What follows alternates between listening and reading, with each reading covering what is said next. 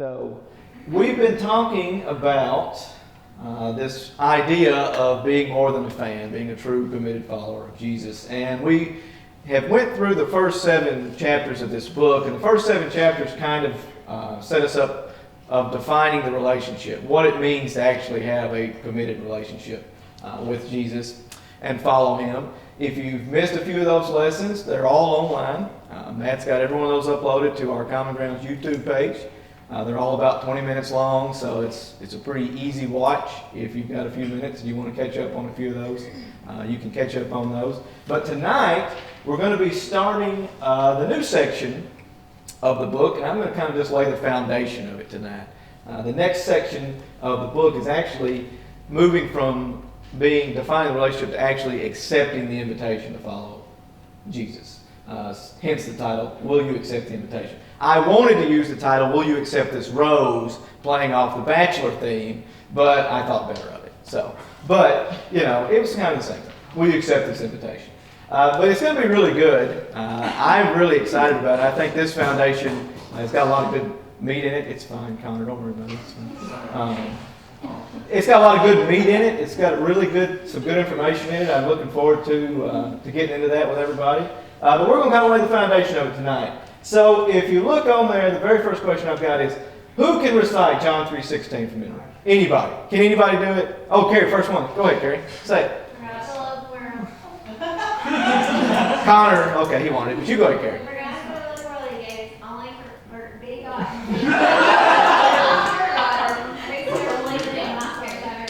That is exactly right. Way to go, Carrie. You're the best. Now recite Luke 9:23. Luke 9:23. You going to recite that one? That's right. Justin did very well. Very well, Justin. That's good. So Luke 9:23 is the foundational verse for this entire next section that we're going to be looking at. And each week, even though we're going to have some new topics and new conversation, it's all going to come back to this one foundational verse. So on the back of your sheet, I've left some blanks in it, and I'm going to actually read it to you. So if you want to fill these blanks in as we go, you can. But Luke, and I was there and I missed it, I'm sorry, 9:23. Now this is coming out of the CSB, but I can assure you I read it in 6 different versions, and it all means the same thing. Okay. Then he said to them all, if anyone wants to come with me, he must deny himself, take up his cross daily, and follow me. If anybody wants to come with me, he must deny himself, take up his cross daily, and follow me. The key word in the whole thing, and the key word that we're going to be speaking about tonight, is the very beginning of it where it says the word anyone. Anyone. Everybody got that? So, John 3:16 and Luke 9:23 work hand in hand. It's easy to believe in Jesus. It's easy to believe that He came, that He died for you, and that He died for me. But it's a lot harder to actually follow Him. But if you're not following, then you're not believing in Him.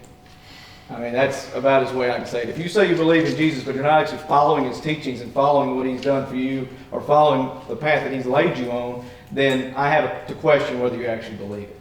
Because you can't believe it and not follow it. So that's where we're at tonight, is we're talking about the following. The following of Jesus. The invitation to follow Jesus. So we're going to get right into the points because I've got a pretty lengthy deal when we get down into there. But the first point is anyone means everyone. Anyone means everyone. So what comes to your mind when you think of the word invitation? When you think of an invitation? Anybody? Party, sure. Wedding. A wedding, a graduation. Yeah.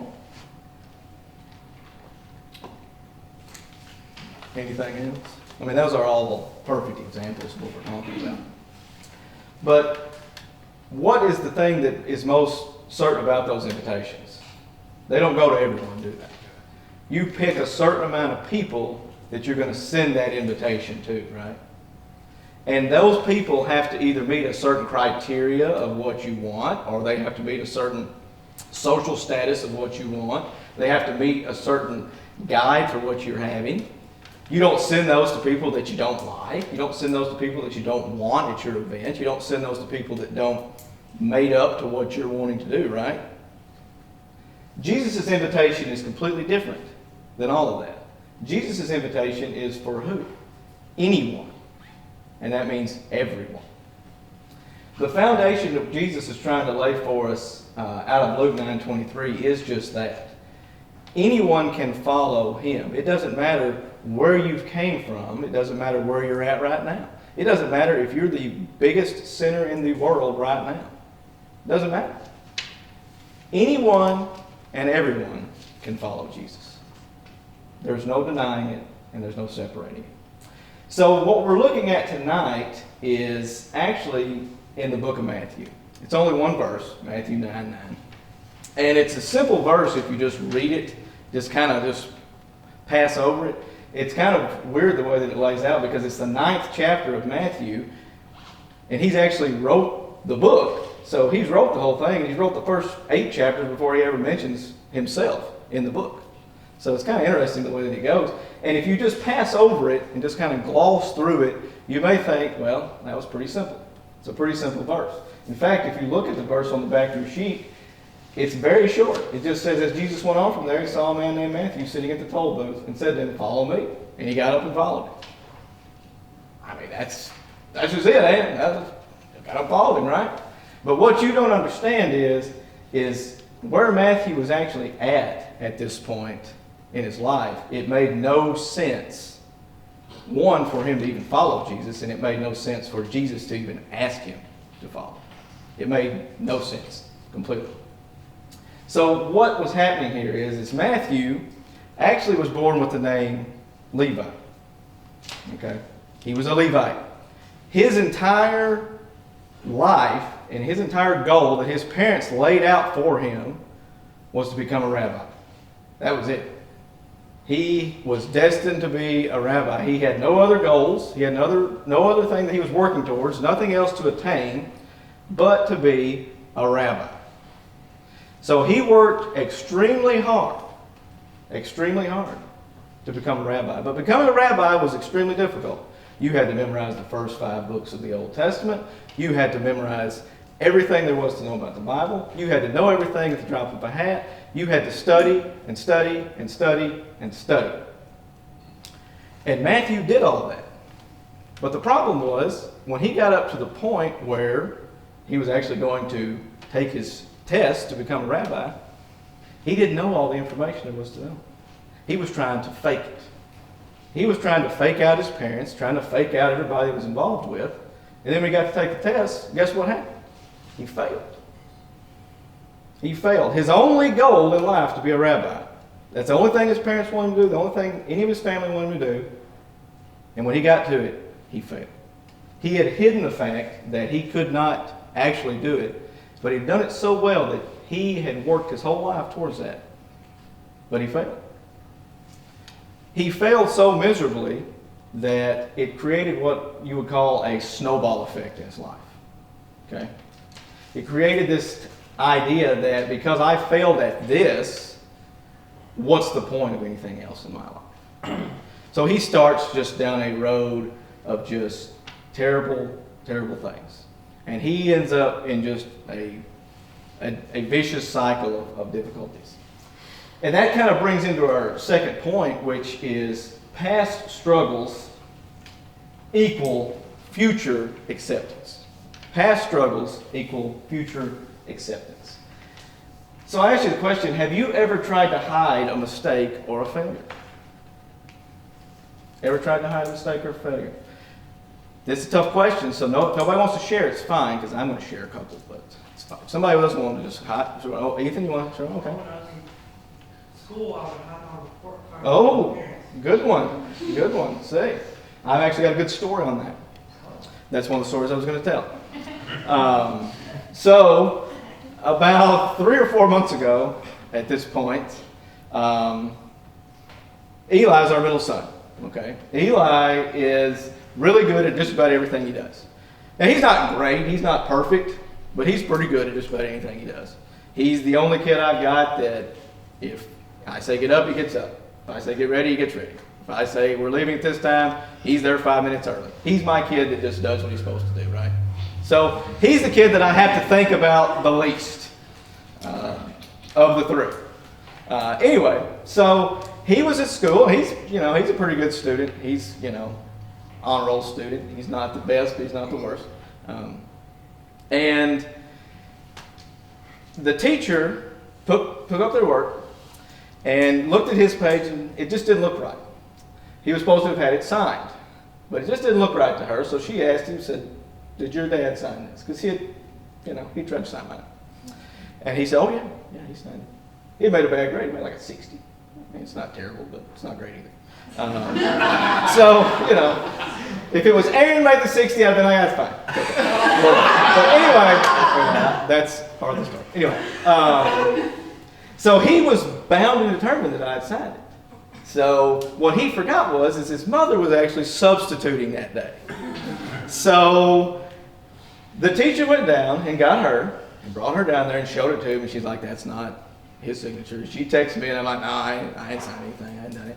So then they brought him out. Okay? And they bring him out, and he sticks to the story. I mean, he sticks it, man. I mean, he's been exposed. He knows he's messed up, but he's going to ride it all the way down to the bottom.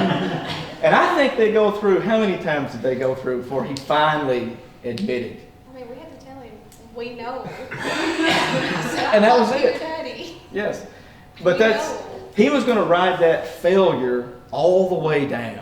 Because as long as it was hidden in his mind, it didn't happen. As long as it's hidden, it didn't happen. But you were going to tell the story of when I looked through his graded papers. Oh, yeah. That's another thing. Before he knew that I looked through them, and I saw a bad grade, so I put it back in his backpack, Right. and I tell him, "Go bring me your graded folder." So he brings me the graded folder, that paper's gone. And I was like, "Didn't you have a whatever the grade was?" And he's like, "Oh." I said, "Eli, I already seen it. Go find it." So he goes. He's gone forever in the laundry room where his backpack was. He finally comes out. "I can't find it." I'm like, you just took it out of your folder. Where'd you put it? I don't know. I said, "Did you throw it away?" "No." I said, "Where did you put it?" I said, "Go get it." He goes back, stays gone, comes back, and he said, "I can't get it, Grandma." "Where did you put it?" He had thrown it behind the washing machine. I threw it behind the washing machine thinking, it's gone for good. It's gone for good. People don't know it's there. I mean, he will ride it until, but he thinks it's gone. Yes. They will know, but we see his grades online. So, I mean, You can't fake it. you can't fake But what we see there is a true assessment of what even Matthew's going on here. Matthew spent his entire life hiding the fact that he was never going to make it as a rabbi. He spent his whole life hiding that, thinking that no one would ever find out. No one would ever figure out his failure. No one would ever figure out his disappointment. And then when the moment came, the moment of truth, he realized that no matter how much hiding he's done, you can't cover it up. Eventually it comes out. When I was a kid, I spilled some Kool-Aid on my grandma's carpet. All right? And I tried to wipe it up. And guess what happens with Kool-Aid on carpet? It don't come out. It stays there forever. So what I do, what the classic, you got the rug and you pulled it over the spot. I mean, that's it. It's gone. You can't see it. It's gone. But it's still there. You can't get rid of it. It's still there. So that's where Matthew's at, okay? Matthew's in a terrible spot. Now he's spiraled out of control. So what does he do? He decides, you know what? I've went so far out. Not only am I not going to try to be a rabbi anymore, I'm going to join the Roman government, which is opposite of what I'm supposed to be doing. And then, when I join them, I'm going to be a tax collector. The worst job in the world. The worst thing I can do. Because, hey, I've already screwed up so bad, and I'm already so far down, and I'll never get out. I'm out. I'm stuck. I'm done. So I'm just going to do it. So I'm just going to roll with it. So here's Matthew, and he's now a tax collector. Now, a tax collector was terrible back then, just like they are now. No, I'm kidding. If you work for the IRS, I'm sorry. Anyway, because what they would do is whatever they said you had to give, the tax collector would go and like double it. And then he would keep that part for himself, and then he'd turn the rest of it in. So it was the most dishonest. When you saw this guy coming, you wanted to smoke him. Okay? I mean, he was just not a good dude. But this was his job, and this was his life now. And you know, like I know, and just like me and you know, because we've all got these things in our lives, right? We've all got these struggles, these failures that we've had, these times we've disappointed someone, these times that maybe life's just got a little too hard for us, and one thing didn't go our way, so that turned into 6 other things that we did because of that one thing that just didn't go our way, right? And it just spirals out of control. And then you have one of those ceiling moments. You know, y'all ever had these ceiling moments? You know, you're laying in the bed looking at the ceiling thinking, man, why did I do that? Why am I living this way? Why am I not doing what I'm supposed to do? Well, that's where Matthew was at. He's getting up every day and walking to this toll booth, living the life he wasn't supposed to live, doing what he wasn't supposed to do, because he feels like his past is holding him back and he'll never be able to actually do anything in the future. Until one day, Jesus comes strolling through. And what does Jesus say? 2 words. Follow me. That's all he said. Follow me. Now, why is that important that Jesus said, follow me? Well, Jesus was a rabbi. Obviously, a lot of people didn't realize that Jesus was a Messiah at this point. He was a rabbi. Well, a rabbi would never talk to a tax collector. He would never associate with a tax collector. He would never look at a tax collector. They are as far away as you can be. The second thing would be, if a rabbi was talking to somebody that had potentially wanted to be a rabbi at some point, the rabbi would not actually communicate with him until he had checked him out. He had pre-qualified whether it was somebody he could even be worthy of talking to. You see, if you wanted to be somebody that the rabbi was going to hang out with, you had to go through all these steps to pre-qualify to have the ability to even communicate with the rabbi. And Matthew would have known this because he was going to try to be one at some point. So the fact that Jesus even stops to talk to him is astounding. People are just in shock and awe of the fact that he even stopped to talk about it. But what does Jesus do that everybody else didn't do? Everybody else, if you wanted to talk to the rabbi or be there, you had to do something and hope that they invited you to come be with them. You had to do something. You had to actually ask for it. You had to apply for it. You had to work for it. And Jesus did the exact opposite. He said, I don't care where you've been. I don't care where you've messed up. I don't care all the things you've done wrong. It doesn't bother me. I'm going to invite you to follow me. I'm going to invite you with no strings attached. Now, a rabbi would never invite somebody like that because it reflects poorly on them. It reflects poorly on them that they've got somebody come along with them that maybe is not qualified to be someone of their stature. So no other rabbi would do it. All the other rabbis looked at him like he was a nut. Looked like he was crazy. But of course what we realize is the reason Jesus is asking him is because the same reason he's asking me and you. He's asking all of us to follow him in the same way that he asked Matthew to follow him. I don't care about your past struggles. I don't care about where you've messed up. I don't care if you're messed up right now. I don't care if you're doing what you're not supposed to do right now. I don't care if you're living a life you're not supposed to live right now. That doesn't matter to me. I just want you to follow me. That's all you got to do. Right? Not all the way. We'll get to that in just a second. But that's the area that we have to work with. And I know a lot of you in here, and a lot of you, I've seen a lot of you actually step forward and be saved. I've seen a lot of you accept the invitation to believe in Jesus as your Savior. I've seen a lot of you do what you're supposed to do there. And I've seen a lot of you go out and serve. But I also know that a lot of you have influence on other people. And you have influence on other folks. And you don't understand that a lot of people out there that have these same stains and these same struggles won't come because they don't feel like they will be accepted because they're not already perfect or they're not already there or they've made so many mistakes that they won't ever get there. And the reality is that Jesus does not want you to come to him a set in stone perfect soul. He wants you to come to them broken. He wants you to come to him struggling. He wants you to come to him needing him, because that's the only way he can really transform your life, is when you realize that you need him just to be able to make it through the day. So we see the last point.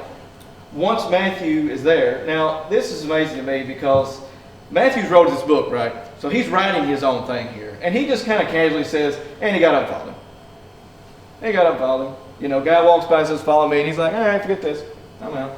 I mean, at some point, Matthew had to put at least a tiny bit of thought into this, don't you think? I mean, don't you think he could have wrote a little bit more than, all right, I just get up and follow you? I mean, at some point, he would have had to, right? But what he had to think about was this: accepting the invitation requires sacrifice. And that's our last point. Accepting the invitation requires sacrifice. Now Matthew, even though he is a tax collector, is living a pretty cushy life. He's living pretty well. He's making some pretty good money because it's everybody else's money. He's not actually having to do anything for it. He's just kind of shaking you down for it. And he's probably living about as well as he could. And he doesn't really have any responsibility because his parents have already kind of disowned him because he didn't turn out to be a rabbi. And, you know, everybody already feels like he's a disappointment. He thinks he's a failure. So, I mean, you know, he didn't really have to do anything there. He can just kind of keep going through the motions, doing whatever, and just rolling. But that's not what happens when you want to follow Jesus, right? When you want to follow and be a true, committed follower of Jesus, it requires sacrifice. It requires daily sacrifice. That's why we use Luke 9:23 as our foundational verse here. That's why Luke 23 is so important to this entire section we're talking about.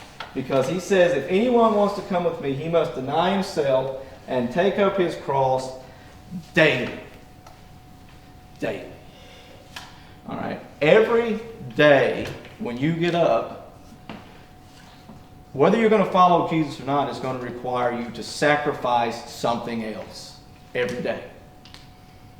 One day it may be something bigger than the next day, but every single day you get up, you're going to have to sacrifice something else in order to follow Jesus. And that's the only command he's gave us. The only command he gave us is to deny yourself, take up your cross, and follow him. And some days it's going to be easier than others. Some days it's going to be better than others. Some days it's going to be terrible. Some days it's going to be really hard. But every single day that you get up and do that, no matter what happens, the grace and the love and the mercy of Jesus Christ will fall on you every single day. But it requires you to sacrificially give of yourself. That's why we have so many fans out here and so few actual committed followers. Because it's easy to be a fan of Jesus in the third row of the pew when Clay's on a real good roll and the song's on point and everything's awesome. And it's a lot harder to be on fire when you wake up on a Tuesday and you got to go to a funeral. And you got to take that cross up. And it's a lot harder to get up on a Thursday when your job's not going the way you want it to go. When the patience that you need to have is not there. It's real hard to get up whenever your kids on Friday get sick when you want to go out and do something. That's hard.